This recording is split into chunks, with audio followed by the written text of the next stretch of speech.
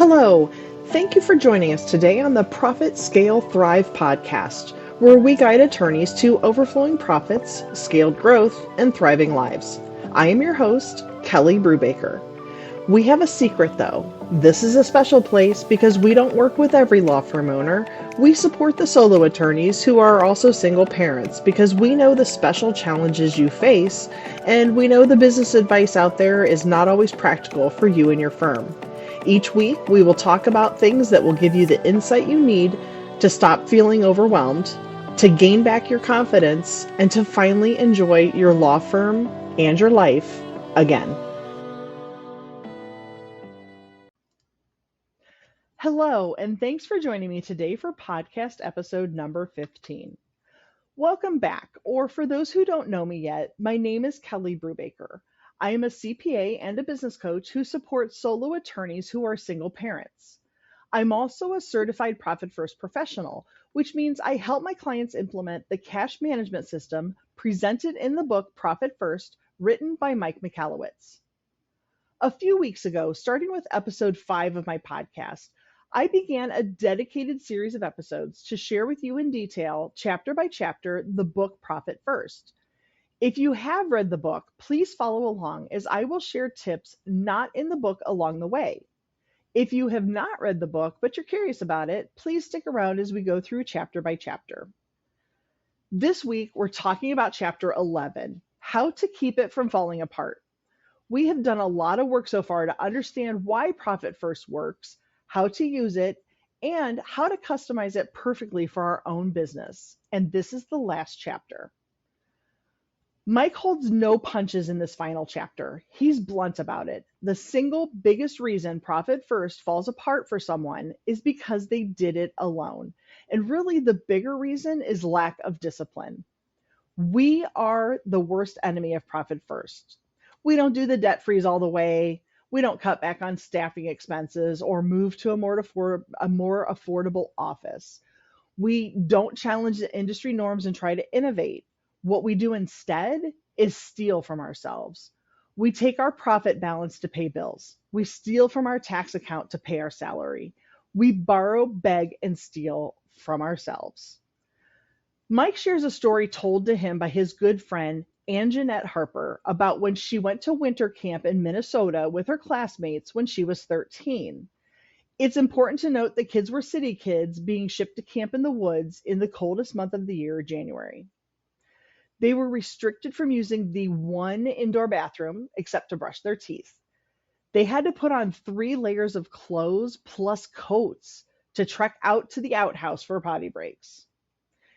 Anjanette shares that after the first night's dinner, the camp counselors scraped the leftover food from their plates into a bucket that was then weighed. It was several pounds of food. Of course, being spoiled teens, nobody cared. They were then lectured about how a few pounds of waste repeated daily would add up quickly to a few tons and eventually a full landfill. The counselors challenged the kids, get the waste per meal down to a few ounces by the end of their week together. If they did not beat the challenge, the kids would have to square dance together on the last night. And it's funny how much punishment square dancing was to a group of 13-year-olds. Over the course of the week, the kids naturally started holding each other accountable for the amount of food waste at the end of each meal. With some strategy, kids realized that they could combat this by taking smaller portions to begin with. Also, if someone had leftovers, they would share them with someone looking to get seconds. By the last meal together, the campers surprised the counselors and themselves with ending the meal with 0 waste. By working together and holding each other accountable, they met their goal. While there are many benefits to accountability partners, here are the top 4. The first one, your ability to stick with something will skyrocket because someone else is depending on you. It's friendly competition at its best. Number 2, when you go through a painful process together, the pain is diminished. Number 3, the action of enforcing a plan with someone else ensures that you are more likely to do your part. And number 4, When you meet regularly with your accountability partner, you get into a rhythm that makes it easier to stay the course and achieve your goal. There's a natural process for big aspirational goals to get broken down into smaller, achievable milestones. The bottom line is that profit first works, and getting an accountability buddy will make sure that you let it. Let's talk about some common mistakes so you can avoid these setbacks. Mistake number one, going it alone. Going it alone is the biggest mistake business owners make when implementing profit first. But there are a few other mistakes that we see and hear about too. So let's talk about how you can avoid those. Mistake number two, too much too soon. I know how exciting it is to see the taps and drool over what your profit and owner's comp account balances will look like. But being too aggressive in the beginning will result in the need to raid your profit account and maybe your owner's comp account to pay for operating expenses. This defeats the purpose of profit first. What does work is starting slow. That's why we do the profit assessment to determine where you currently are, your caps, and adjust from there. Profit first works when you see your goal, your taps, and you work backwards to figure out how to reach that goal. You add the 1 to 2% each quarter to your caps. Start slowly and deliberately to build this habit. Force yourself to look for ways to become more efficient that will make the next quarter's bump up easier to adjust to. Too much of a good thing is possible. Do not raid your profit account. Do not slip back into the survival trap. Mistake number three, grow first and profit later. One of the most frequent pushbacks we hear when talking about profit first is this: I like the idea of profit first, but I want to grow my company. And what's sad is too many business owners think that they can only have one or the other, profit or growth. But that's complete bunk. Profit and growth go hand in hand. The healthiest companies figure out how to be consistently profitable and do everything to grow that. And we understand why business owners are disillusioned by this. It's the one in a million success stories of Google and Facebook that make many believe it's common and highly possible for them. But hint, their stories are rare. And what doesn't help is nobody ever talks about the millions of businesses who tried to follow in the footsteps of Google and Facebook and failed. Would it surprise you to know that Twitter is wildly unsuccessful financially? In the 10 years between 2012 to 2021, Twitter posted a net loss in 8 out of the 10 years. At one point, the total for 10 years was a net loss of 2 billion. 2 billion with a B. These are losses funded by investor capital. Prior to being acquired and taken private by Elon Musk, Twitter was routinely hiring new management teams, new leadership, new anything to figure out how to become profitable. And Uber has a similar story of putting profit on the back burner in the name of growth. From the start, Uber has not ever posted an annual profit. This is what growing first and then trying to become profitable can do to you. Without a huge source of investor capital to keep going, your business will crash and burn. When profit comes first, your business will automatically show you the path to growth. Mark Cuban offers in his February 2009 blog post titled "The Mark Cuban Stimulus Plan" his outline of what it takes for businesses to thrive and for him to invest money in their growth.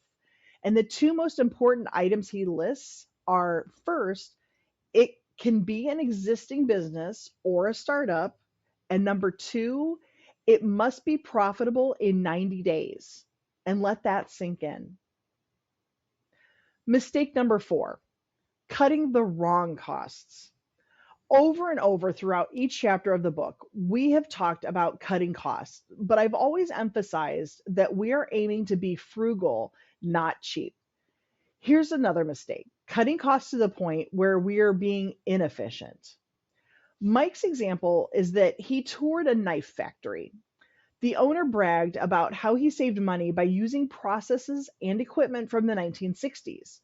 Why spend money when things work? The owner bragged. The problem was the factory was inefficient and quality was not consistent with the knives produced. But here's the secret: money is made with efficiency. Invest in it. If a purchase increases your bottom line and creates significant efficiency, find ways to cut costs elsewhere. Do not sacrifice efficiency for what you think are savings. Mistake number 5: plowing back or reinvesting. We've seen some profit first users try to justify taking money from our different allocation accounts to cover expenses by using fancy words. The most common are plowback and reinvest. These are just other words to say that you are borrowing from yourself.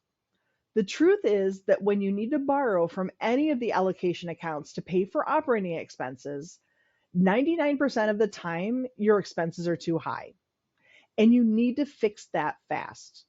That 1% of the time could mean that you've been too aggressive with your caps for profit and owner's comp. Review your numbers and determine the cause, then correct. If you are overspending, be careful not to rely too much on your credit cards. Remember that credit cards are debt. It's money you don't have. Control your spending within your budget, within your OPEX account balance.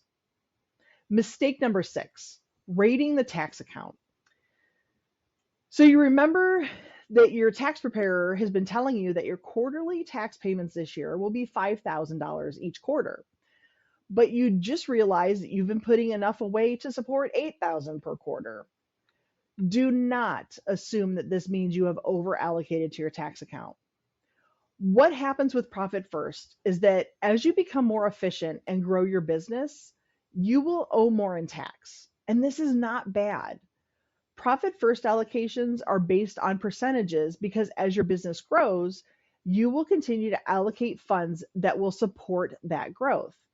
In other words, when your tax preparer quoted you the $5,000 per quarter, he or she did not anticipate your current growth.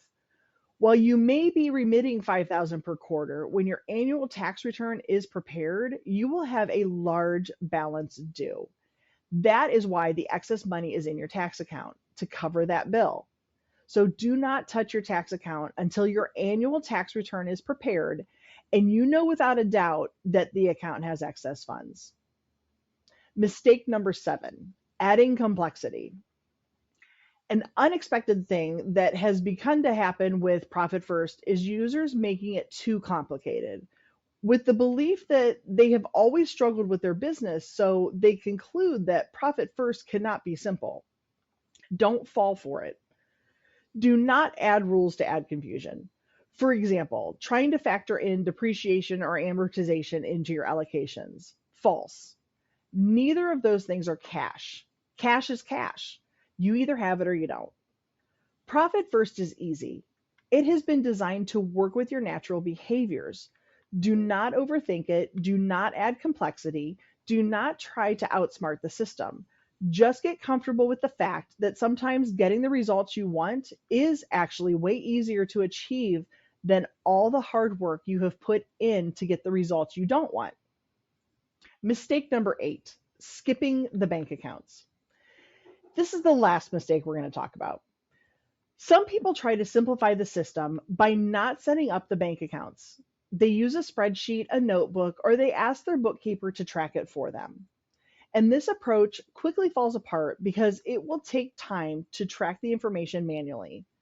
Then the person gets frustrated and is quick to declare that Profit First does not work.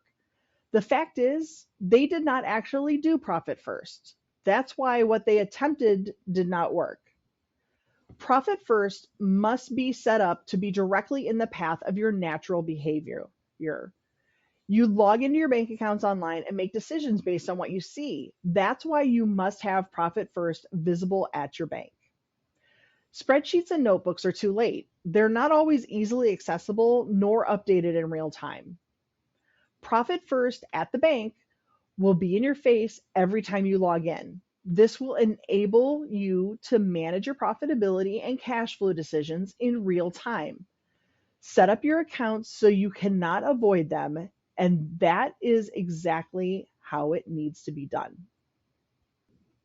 Hands down, readers of the book can implement Profit First without professional help. Getting help from a Profit First professional will make it easier, though. Profit First professionals are accountants, bookkeepers, and coaches trained and certified to help you drive profitability to your business. They have seen problems with other companies before you discover them yourself. It's like working with a trainer at the gym rather than going it alone. Trainers help you reach your fitness goals faster. PFPs get you to profit faster and with fewer problems. Having a trainer at the gym, you have built-in accountability and your workouts will be safe and more effective as well. It's the same with PFPs. If you have a hard time getting support with Profit First from your bookkeeper or tax preparer, please consider working with a Profit First professional. You can reach out to me for help. And if I can't help you because I don't do bookkeeping or tax work, I can connect you with a PFP who can help you. You can also contact profitfirstprofessionals.com directly for assistance with locating a PFP to work with.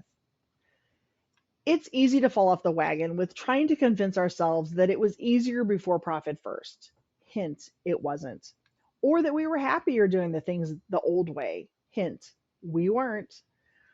There was a time when it was generally accepted by many in the world that people would never run 1 mile in less than 4 minutes until it was done by Sir Roger Bannister, who was quoted as saying, "The man who can drive himself further once the effort gets painful is the man who will win."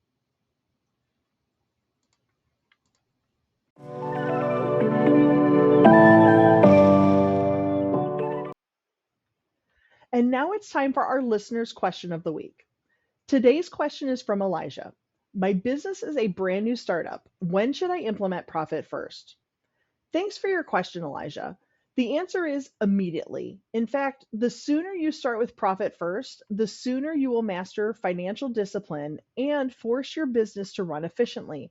No matter how new or established your business is, you should not wait to implement Profit First.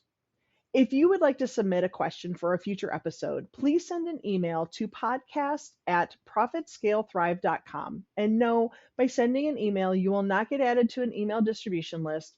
There will not be a phone call, and there will not be a sales pitch. We follow the golden rule: treat others how you wish to be treated.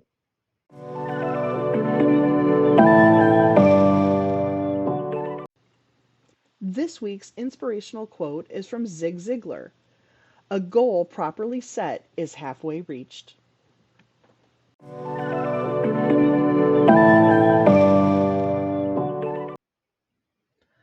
Final thoughts for today. We did it.